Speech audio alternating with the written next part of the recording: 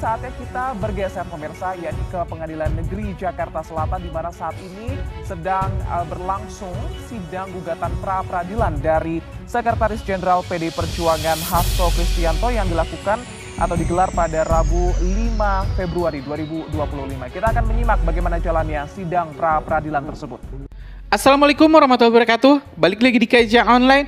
Teman-teman, sidang pra-peradilan Sekretaris Jenderal PDIP Perjuangan Hasto Kristianto akhirnya selesai. Berbagai fakta-fakta menarik juga diungkapkan di pengadilan, di mana KPK meyakini bahwa Hasto terbukti dengan meyakinkan bersalah dalam kasus suap dan korupsi Harun Masiku. Sebelumnya teman-teman, di sini kuasa hukum Hasto Kristianto menolak semua tuduhan KPK dan bahkan menyatakan KPK ini melakukan kriminalisasi kepada Hasto Kristianto dan penetapan Hasto Kristianto sebagai tersangka itu cacat hukum.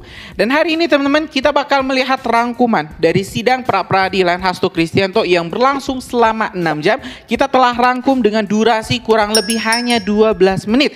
Nah teman-teman, di sidang kali ini kita bakal mendengarkan pernyataan dari dua arah, yaitu dari kuasa hukum Hasto Kristianto dan juga para hakim. Dan apakah Hasto Kristianto di sini akan tetap ditetapkan menjadi tersangka, dan otomatis kalau misalnya sidang pra-peradilan menyatakan Hasto terbukti bersalah, Hasto tidak bisa lagi mengelak dan harus mempertanggungjawabkan semua kesalahannya di mata hukum. Informasi selengkapnya kita dapat teman-teman di sini dari Kompas TV di video yang berjudul Terkuak KPK ungkap Hasto talangi uang suap terkait Harun Masiku.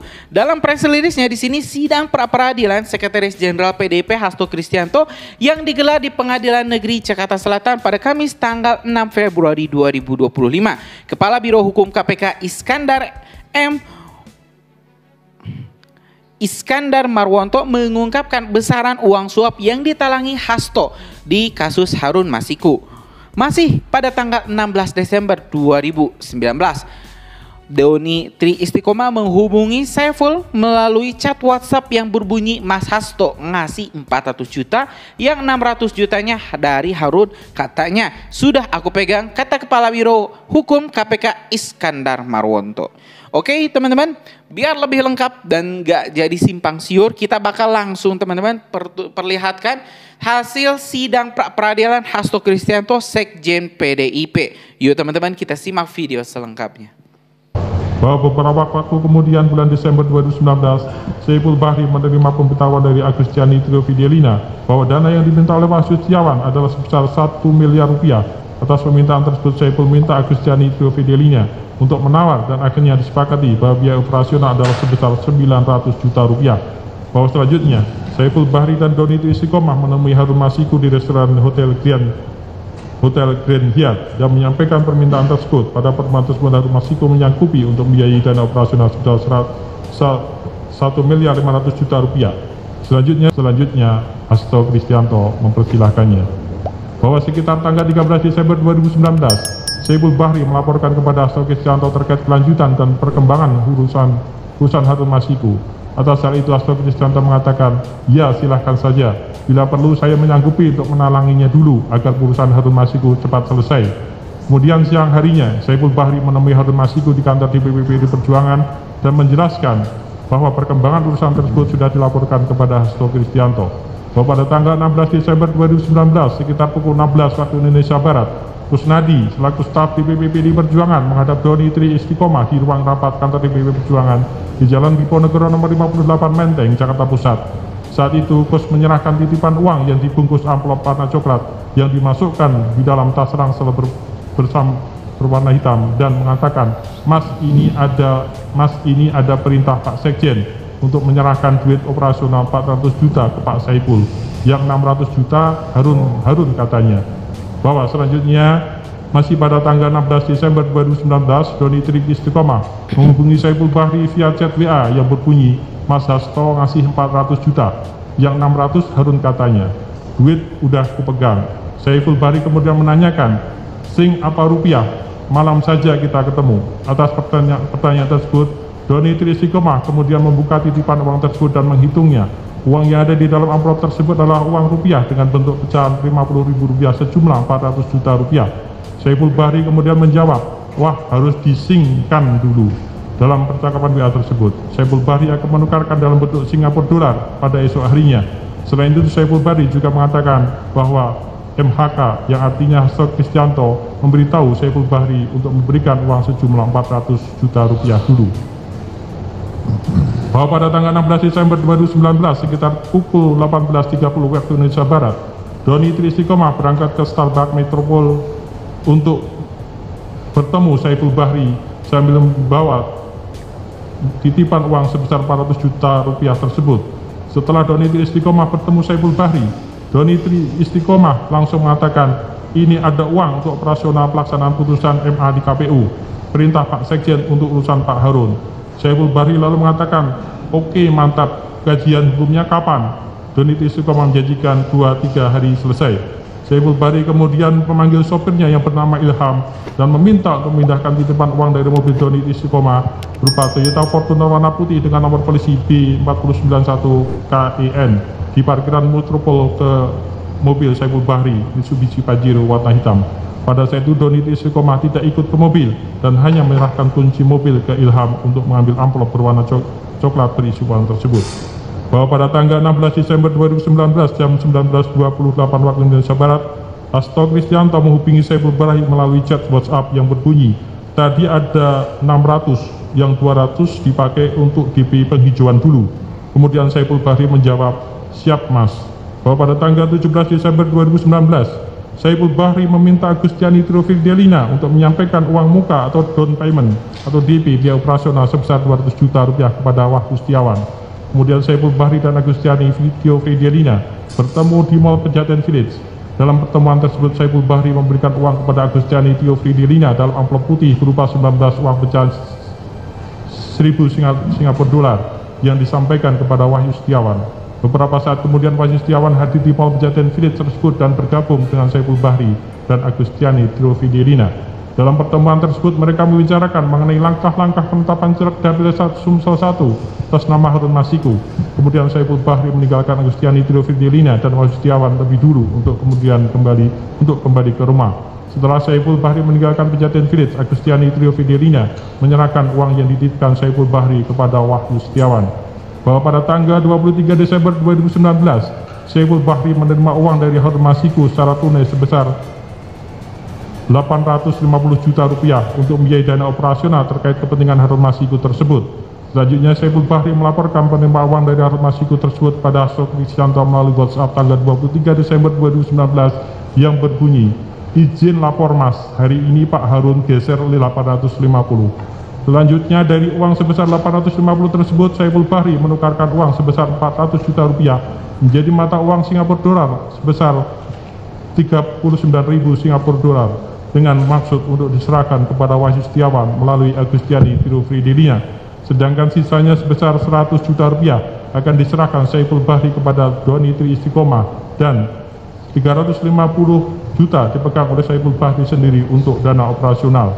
Bahwa pada tanggal 26 Desember 2019, Saiful Bahri kembali memberikan sejumlah uang kepada Harun Masiku, kepada Wahyu Setiawan melalui Agustiani Triofidelina sekitar 400 juta rupiah dalam pecahan dolar Singapura untuk menambah biaya operasional. Agustiani Triofidelina menerima uang tersebut dari supir Saiful Bahri di Haagen-Dazs Mall Plaza Indonesia. Bahwa pada tanggal 8 Januari 2020, Saiful Bahri menerima pesan WhatsApp dari Hasto Kristianto yang berisi dokumen surat KPU nomor 1/PY 01/06 KPU 1/2020 yang intinya berisi bahwa untuk calon legislatif yang meninggal dunia digantikan oleh calon pengganti antar waktu yang memperoleh suara sah terbanyak urutan berikutnya dalam daftar peringkat perolehan suara dari partai politik yang sama pada daerah pemilihan yang sama, sehingga KPU tidak dapat memenuhi permohonan penggantian antar waktu atas nama Rizky Aprilia untuk digantikan oleh Harun Masiku karena tidak memenuhi ketentuan peraturan perundang-undangan. Kemudian Saiful Bahri membalas pesan Hasto Kristianto tersebut melalui WhatsApp yang berbunyi, iya mas, kemarin siang saya di KPU, ini masih jalan terus. Perkembangannya saya lapor langsung sama Saiful siang ini ke mas. 7. Bahwa rangkaian peristiwa pidana tersebut didukung dengan alat bukti, transaksi, bukti dokumen atau surat bukti elektronik yang telah dituangkan dalam surat tanda penerimaan dokumen atau uang atau barang, petunjuk yang saling berkaitan satu dengan yang lain sehingga memenuhi minimal 2 alat bukti sebagai bukti permulaan yang cukup, yakni a. keterangan saksi berupa keterangan 8 orang terkait dengan perkara aku yang masing-masing dituangkan dalam berita acara pemintaan keterangan, antara lain Wahyu Setiawan, Agustia Tiofedilani, Saiful Bahri, Doni Trikus Istiqomah, Sahabat Setiawan Tonin Daya, Moh Ilham Yulianto, Ika Indrayani, dan Wahyu Budi Wirawan. B. Bukti dokumen surat bukti elektronik yang telah dituangkan dalam surat tanda terima penitipan dokumen untuk uang atau barang, di antaranya STPBB, STPBB 11 dan seterusnya sampai STPBB nomor 8, STPBB 18 tanggal 8 Januari tahun 2020. C. Dokumen barang antara lain 1 lembar kwitansi untuk pembayaran DP 1 unit Pajero Sport sebesar 10 juta rupiah dari Wahyu Setiawan pada tanggal 30 September 2019 dan seterusnya sampai dengan bukti 1 buah tas ransel berwarna hitam yang di dalamnya terdapat 1 lembar receipt pengiriman uang BCA dari nominal 28 juta sekian dari Rahmat Setiawan Toninja kepada Wahyu Setiawan dengan nomor rekening 0357 sekian pada Bank BNI dan seterusnya sampai dengan huruf J, dokumen dan barang lainnya. D. Petunjuk penyelidik melakukan penyadapan untuk lawful interception terhadap 12 nomor telepon seluler yang diduga terlibat dalam perkara aku. 8. Bahwa keterangan sejumlah orang yang terkait dengan perkara aku dalam tahap penyelidikan bersesuaian satu dengan yang lain serta bersesuaian pula dengan dokumen surat petunjuk atau bukti elektronik yang pada pokoknya menerangkan juga tindak pidana korupsi berupa tindak pidana korupsi penerimaan hadiah atau janji oleh penyelenggara negara di KPU terkait dengan penetapan anggota DPR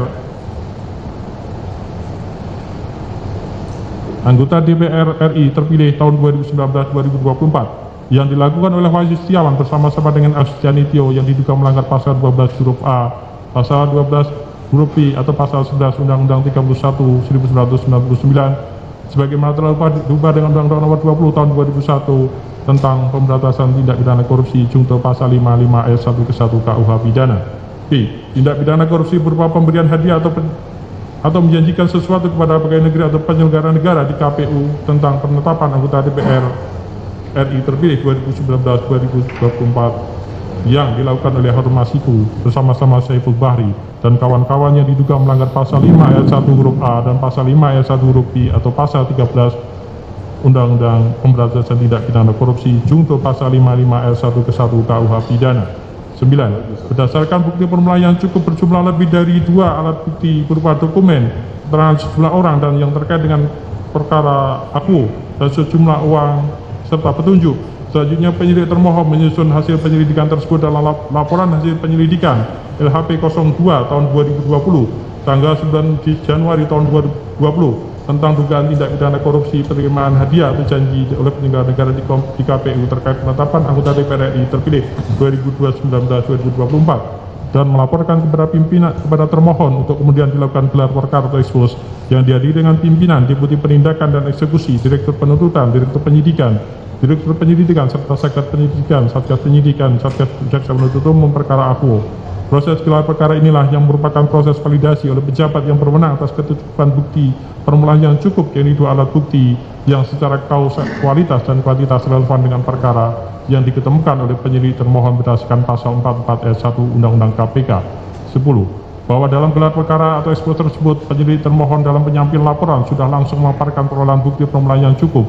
Dalam perkara aku, maka bukti permulaan yang cukup berupa lebih dari 2 alat bukti berupa surat dokumen keterangan sejumlah orang yang terkait dengan peraku dan petunjuk antara lain surat atau dokumen yang berjumlah lebih dari 12 dokumen serta sejumlah uang, keterangan dari 8 orang yang dituangkan dalam berita acara permintaan keterangan, petunjuk berupa bukti elektronik di antara handphone basis setelah hasil penyadapan terhadap 12 nomor handphone seluler yang diduga terlibat dalam perkara. Ya teman-teman, barusan kita telah Ya teman-teman, barusan kita telah mendengarkan rangkuman hasil sidang pra-peradilan Hasto Kristianto yang menyatakan secara meyakinkan Hasto Kristianto memang bersalah dalam kasus suap dan korupsi Harun Masiku, di mana tadi penyidik telah mengungkapkan beberapa poin-poin penting keterlibatan Hasto untuk melakukan suap, di mana tadi teman-teman disebutkan nominal yang Hasto keluarkan untuk dana talangan untuk menyuap hakim sehingga ini Harun Masiku bisa menjadi anggota DPR.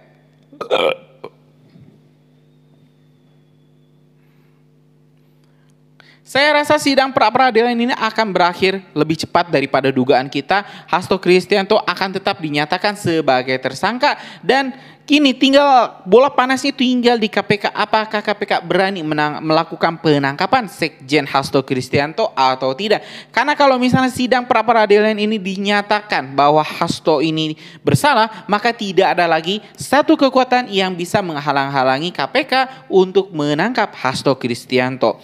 Tapi ya bukan PDIP namanya kalau misalnya membiarkan sekjennya ditangkap dengan mudah. Saya yakin Ibu Megawati Soekarno Putri akan melakukan semua hal yang